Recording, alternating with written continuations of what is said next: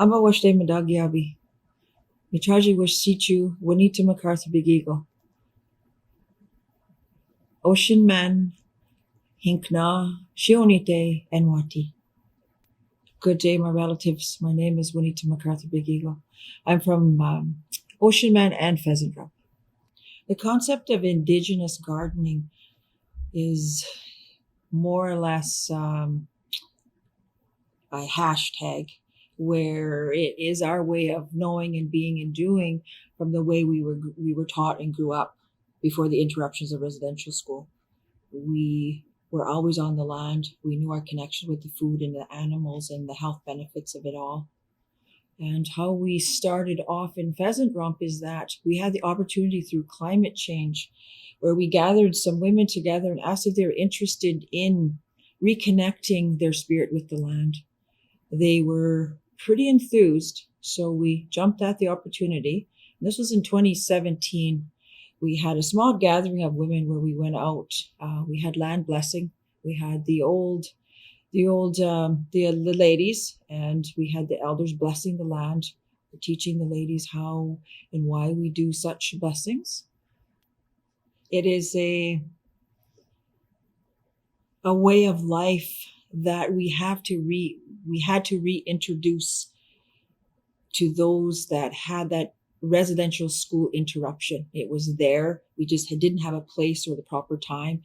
But when we introduced it as a form of programming, they were more enthusiastic than a cultural or traditional lifestyle.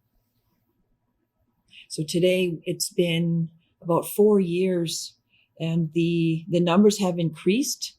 Due to COVID, though, our numbers have been pretty minimal, just because of the ability to gather is limited. The one important piece of Indigenous gardening is the inclusion of language. Being that we're limited with speakers due to the recent death of our elders, and who those were very prominent in delivering language and offering language to us, we have to include and make amendments and try to understand how can we include language with these limitations. So in the process, we looked at the programming in through the little school, through our daycare, through our Head Start, through our parenting programs, and after school programs with our elders, with our land-based supports, and in doing so with our language coach in this school, we were able to bring in those teachings that we've had along the way. Like, every one of us have some stories of the language and the land. We just need to bring it out. So with those inclusions of our our holistic language coach, because what they do is they just encompass everything. We would take the children out to the garden, the giving garden, and lay name and give name to those plants. Like when they were picking the sage, introducing to them that pejikot. And when they'd go out and they would pick choke cherries, they would pick Saskatoons, we would have to include that language. We were limited with the songs because our songs are still out there. They're still asleep, we call them. We try to call them when we're out.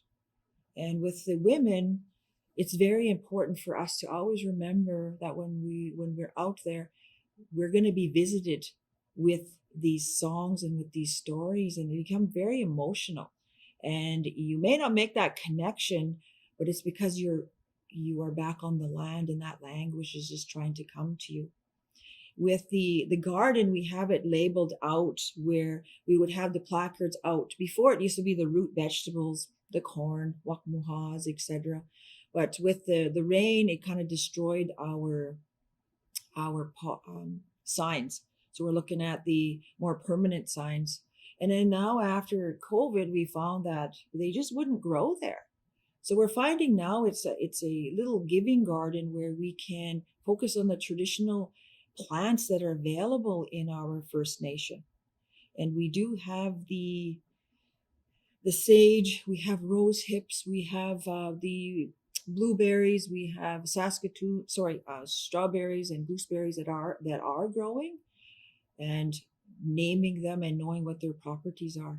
So with that, the from the little school, we would take those teachings out to the parents. And from the parents, we would include them into the land. And when we go to the land, not only are they learning the language, but they're also learning that they have a responsibility out here to understand what medicines and plants and everything that are available on our land.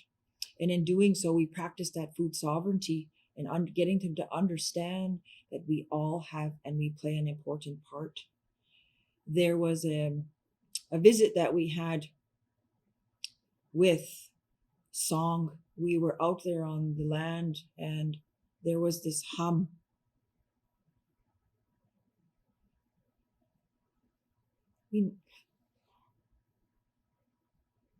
Sorry.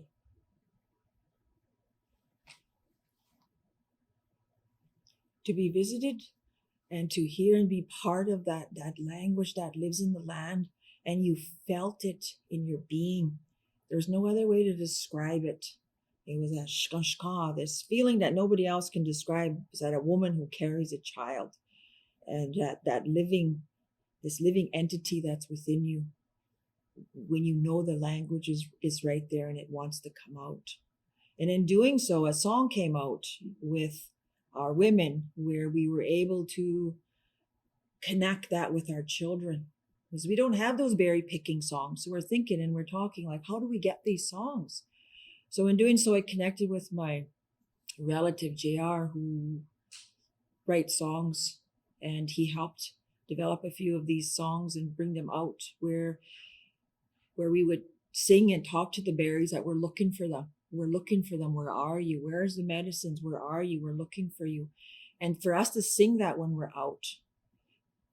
The other song that came about was the tying up your baby in that moss bag, where you talk to that baby in the language where mom and dad and your grandparents and your community and everything, Johanna, all around loves you, and you're wrapping them and getting those visits from those songs that are asleep, and being able to pass that on with our young generation gives them that inclusion of this is ownership. They own their healing, their path, their language, and their responsibility to our land. And in doing so, the language lives. It comes out in different areas, but it lives. With the COVID pause, it did create a little hiatus for us. The parents, they seemed to just hive off and just focus on their families. In doing so, the giving garden, the land waited for them to revisit. We do have plans, reconnecting and coming back together, being that it's safe now to gather again. In the meantime, we've had little outings out on the land. We were out visiting the medicines. We're out letting them know that they're important and they're out there. We gather with some of our human assets, we'd like to call them, when we can call on them, for those that know where the medicines are and then how they can teach us. So this COVID pause did create some lull, but in the meantime, it helped the families focus on the importance of their family and how language does fit in with that. We had the virtual language classes. We delivered the women's dialogue, the men's dialogue, the hand signs. We had land-based learning, and all during this COVID pause, we had to just insert it somewhere. So it did continue through the COVID pause, but it did not have just particularly in the garden. It was at a standstill in the little school.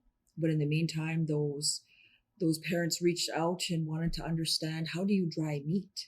How do you dry berries? How do we put it together? Like, how did we used to do this? So all those stories still came out. All of those teachings happened. We've documented a lot on media, and together, and with that information, we'd like to bring together a Nakoda cookbook, step by step, with these images on drying meat, canning meat, preparing meat. We'd like to do videos on how to cook, basic cooking in Nakoda, and we do have a lineup of people who are interested and who are willing to participate. We've been able to compile the medicine book. We have images, we have the Nakoda word, we have the descriptions of it, but yet we left a little piece out for them to understand that they need to fill it all in. We can't just hand it over and say, okay, here it is. They need to know where it is, why it's picked, when it's picked, but it's kind of like a little guide for them. So that way they understand about the medicines as well. And from that came the Elders book. Through all of that, we've seen that disrupted connection between youth and elders and how we used to transfer that knowledge. And it's so important, very important in understanding our laws, our land, and our language. Traditional ecological knowledge is a component that can't be overseen. And in there, it's embedded in all of our teachings, and we're protecting the land. We're encouraging language use. There's language use every time we do go out in different forms. The Elders book is a connection where we can continue that talk. And in doing so, the elders remember these old words, remember these old words. And in the manual and the Elders book, they have an opportunity to write down these words and the stories that contribute with it. So in a way, it's a process where we get to know each other again. We don't go out visiting anymore. We don't go to the houses. We don't have tea and bannock. But this is an opportunity. This is an invitation to continue those talks. Setting up for the purpose of Indigenous gardening, I think if you look at programming in your band office, or if you just look at individual families, if you were to visit each family and ask their concept or their understanding of what is gardening, you'll always see and hear that Indigenous concept. You'll always hear those stories of what was involved in gardening. So reach out to your elders, reach out to community members who are avid gardeners, who are those that are out understanding the medicine, those who speak the language, those who are hunters, and even those who are standing on the side. Ask them, what are they interested in? Looking at opportunity for them, to be involved, because they may carry the language that could be a component that you're missing. For our Nakoda nation, it is where we look for is those that have that language, and including them, and with the inclusion of all, looking at where you want to go. The language charter is a huge component in understanding your map of your community. You see your stories evolve. You will get a huge picture. And if you're not familiar with the language charter, I encourage you to look up and see what that entails. There has been some workshops on that, and that will help fill in the blanks. Because it's not only for Indigenous gardening, but it's also for other activities and opportunities to encourage more learning and more participation. It is a labor of love. You will find a lot of people who are attached to the land. And with that, anything's possible. It'll grow. You just need to connect and reconnect our people once again together to each other. So that way we can encourage our youth to continue this. My work with Indigenous gardening and language and reconnecting our women back to our land is a lifetime effort. It is a labor of love. It is something that helps me along my healing journey as well. There's many stories that I carry from listening to the women and how they used to garden and what they were taught and where they used to travel. And there was a story where one of our elders from Ocean Man traveled all the way to Oxbow. And they used to travel all that way, 2 days, to get to where the Tepsina was, the turnip.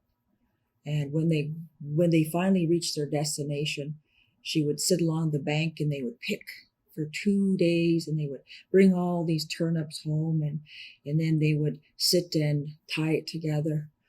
And that's a long journey to have to bring home the turnip. In actuality, it is something that we have to do, is remember those stories of those are seed carriers, those seeds that were planted in a different territory. She brought them back and they continue to grow in our community. And each one of us is those seeds. We need to go and we need to reach out and we need to plant and bring everything and everybody together. Pinamaya.